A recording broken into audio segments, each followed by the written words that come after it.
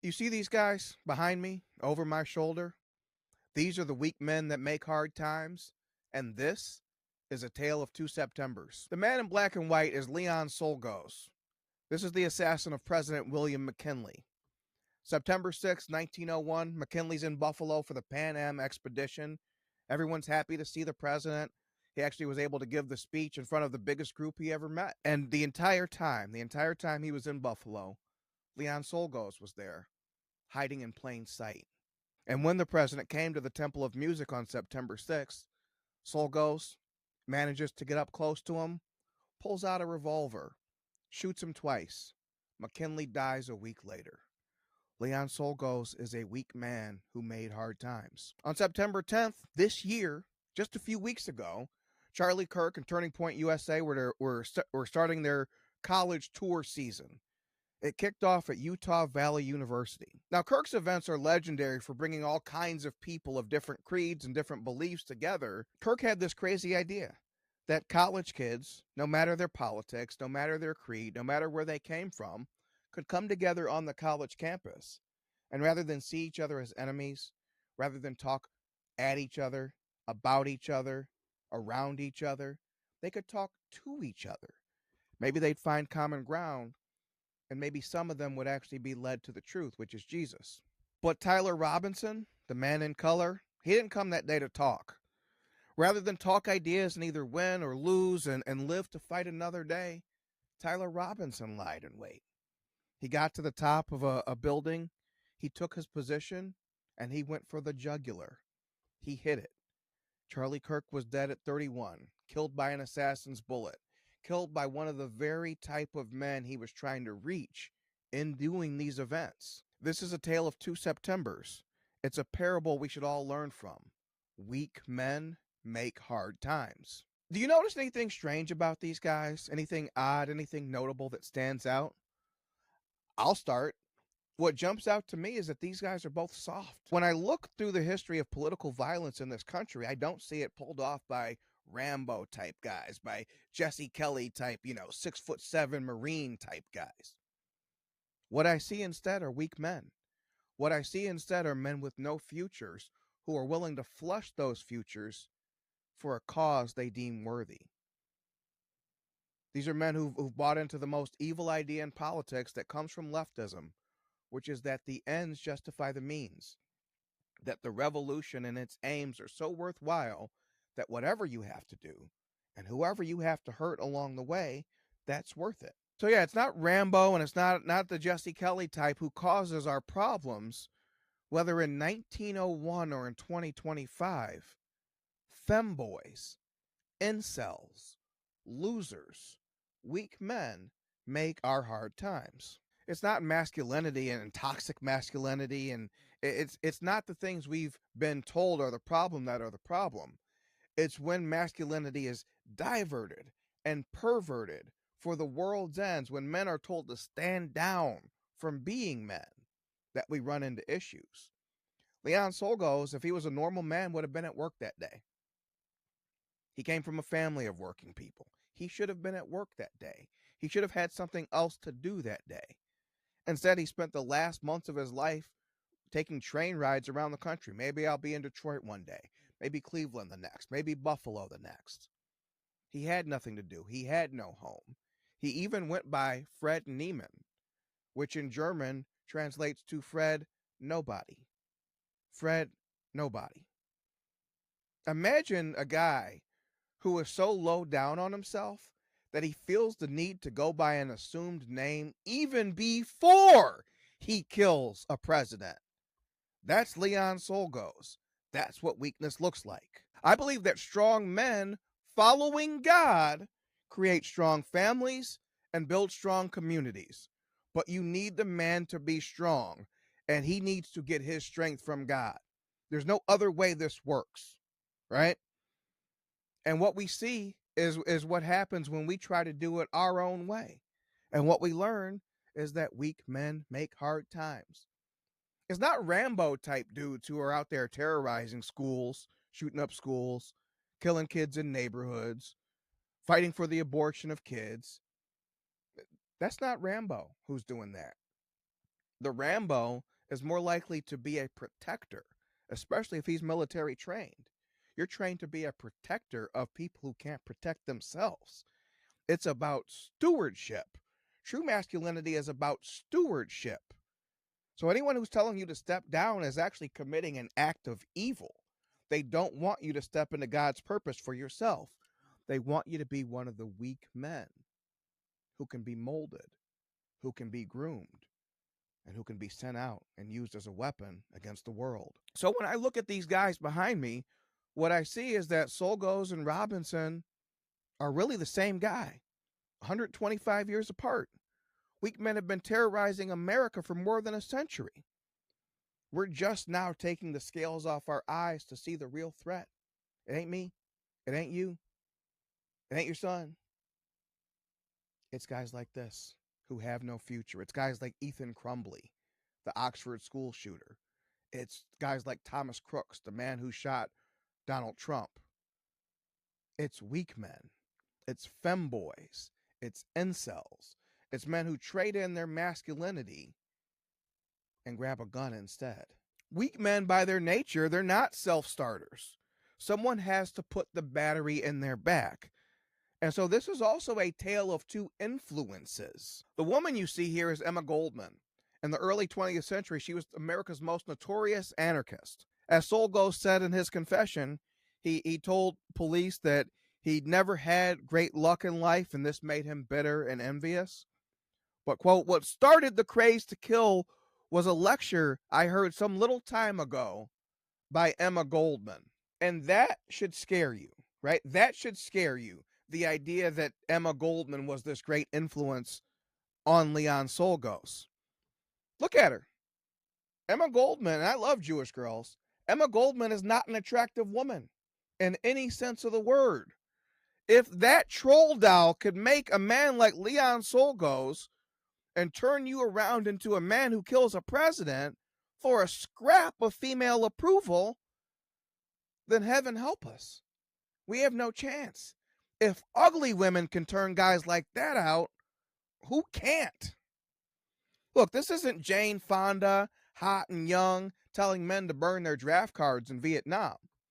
This is Emma from some shtetl town telling a man that his problems all owe to America's chief executive, and that the best thing he could do is exterminate the ruler of the land.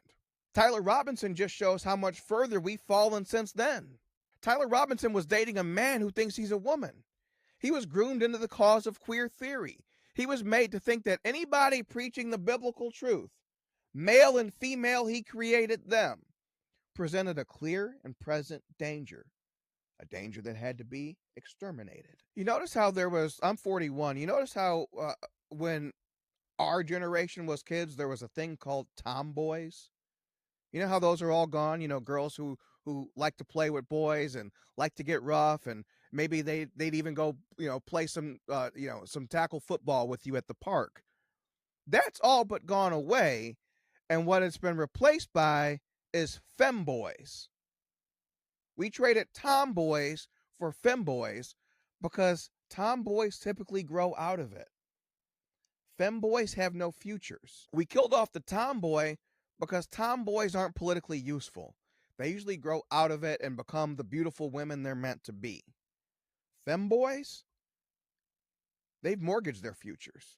They've given away their futures, and they can be pointed in whatever direction you have to do duty for the cause. So in 1901, an ugly woman was able to inflame a man to become a killer of a president, a presidential assassin, the worst thing you could ever be in America. And all it took was some ugly lady from Lithuania. All it took was an ugly woman to flip Leon Czolgosz. In 2025, it doesn't even take an actual woman. All it takes is waving some wang in a guy's face, and a kid who was raised Mormon will be turned into a killer. Now do you get it? Now do you get why you were told to follow rather than lead? Because weak men with no futures are the exact ones who can be told and turned into committing great atrocities. They're even told they'll get 72 virgins in heaven. But that's the story for another September. But this isn't just a tale of weak men. This isn't just a tale of their influences. This is also a tale of two fathers. And what will appear to be good news actually reveals cause for grave concern. So Paul Czolgosz, who we see here, at first glance, he's not like his son. Paul Czolgosz, you see his hands? Those are the hands of a working man, battered through years of industrial labor. Leon Czolgosz looked soft and weak. He looked like he'd never been out in the sun. He'd never pulled an honest day's work. He just liked to ride these trains on God knows whose money all over America. Leon was soft and weak and couldn't hold a job. Paul Czolgosz worked 6 days a week most weeks of his life. So on first glance, we have very different men, but when you dive into it, history shows they're actually a lot more alike than you would think. In 1875, a logging baron named Albert Molitor was killed at his workplace in Rogers City. He was shot at least 15 to 20 times by at least 2 guns. Years later, it turned out that it was a massive plot that led to Robinson's assassination, and Paul Czolgosz, Leon's father, was implicated in that plot.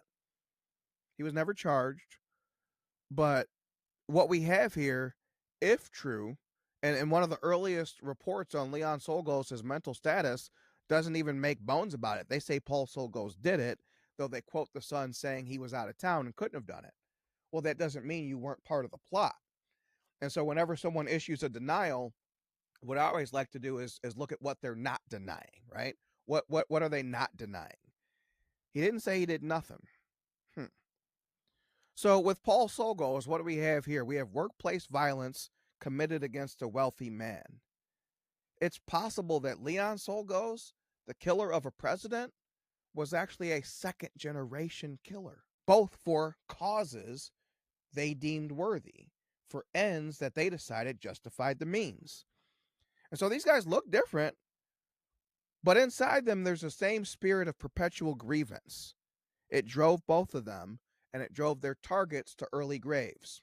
Then on the other hand, we have Matt Robinson, the father of Tyler Robinson. Matt raised his son Tyler in the Mormon church. If anyone should know how devastating assassination can be, it would be a Mormon, given that their leader, Joseph Smith, was assassinated. Matt raised Tyler with guns and God. And all it took was some femboys waving some wang in his face to flip him away from God and into the world. Paul Czolgosz wore a medallion with his son's face on it after he had killed a president. Matt Robinson, unlike Paul Czolgosz, raised his boy right, and it still wasn't enough. The parable of Matt Robinson is that the devil's danger and his clutches and the world's evil ways are waiting for your kid the second they leave your house. Parents, your job is not done when your kid turns 18. In fact, some of the heavy lifting is just beginning. Why was Charlie Kirk at a college campus in the first place? For the same reason that your kid came back for Thanksgiving break a fat communist. Because the college campus is a monopoly for the left. It's a place where your kids go to be indoctrinated and you hope learn the skills to get a job. When they come back 5 years later and they have to sleep on your couch, and they come back for the first Thanksgiving and all they know is 10 different ways to call you racist, you see the real game, but you still can't adjust because we've all been sold propaganda that if you go to college, you'll make $1 million more throughout your lifetime than someone who doesn't. Well, who doesn't want $1 million, right? And so you send your kids to what you know are indoctrination factories the second you send them. What made Charlie Kirk so dangerous? He broke up the monopoly. Rather than these kids being turned against each other at a young age, made to think that they cannot have an accord, that they couldn't even break bread, that they couldn't even talk things through when they're going to be the ones who run the world someday, Charlie said, let's talk about it. Let's talk it out. Because Charlie knew he was standing on the solid rock. He tried to lead men toward righteousness. And he showed that the most dangerous thing you can do in this world is preach the name of Jesus, is preach the word of God. It's Genesis 1:27 that killed Charlie. Male and female, he created them. When your kids fall into the world's hands, it's God's voice you should hear next. And that voice is saying, Adam, where are you? Matt, where are you? Paul, where are you? When your kid falls into the clutches of the world, you'll see signs. They'll talk about people are assigned to sex at birth. No kid talks like that. They learned it from adults. That's groomer talk. They'll come home with accusations and no spirit of thankfulness. You know your kid's a Marxist when they think nothing's wrong with them and the world needs to change, whereas any Christian would tell you that there's plenty wrong with themselves and they themselves need to change. So, what are you going to do, parent of a college age kid? If weak men make hard times, strong men following God are the answer. Adam, where are you?